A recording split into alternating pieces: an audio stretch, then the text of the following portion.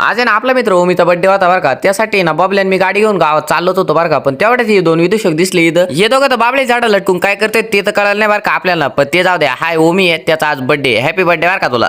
याला म्हटलं तू चाल पुढं. आम्ही आलो केक घेऊन. केकची ऑर्डर वगैरे देऊन ठेवली होती. डायरेक्ट गेलो केक शॉप मध्ये. याला याचं झालं व इथं पण सुरू. आता केक घ्यायचं दिलंय सोडून स्नॅप टाकीत बसलंय भाऊ. स्नॅप काढला, मला दाखवते स्नॅप. म्हणतो कसा आहे स्नॅप. म्हटलं आयला भारी बरं का. चला म्हटलं. ते म्हणते चला नाही आम्हाला कॅडबरी खायची. मग काय त्याला कॅडबरी घेतली बरं का. एक सगळं झालं होतं बरं का. पोर वगैरे सगळे जमले होते बर्थडेला. फक्त आता आपलीच कमी होती केक घेऊन जाण्याची. केक घेऊन गेलो. यांना म्हटलं चला बरं पहिलं केक कापा. लय भूक लागली. आयला इथं घेऊन पाहतोय तर कायचं काय टेबलची अरेंजमेंट नाही काहीच नाही. मग काय आपल्या बबलून तुषार दादाने घेतला पुढाकार मस्त पैकी ना सेटअप वगैरे मांडला.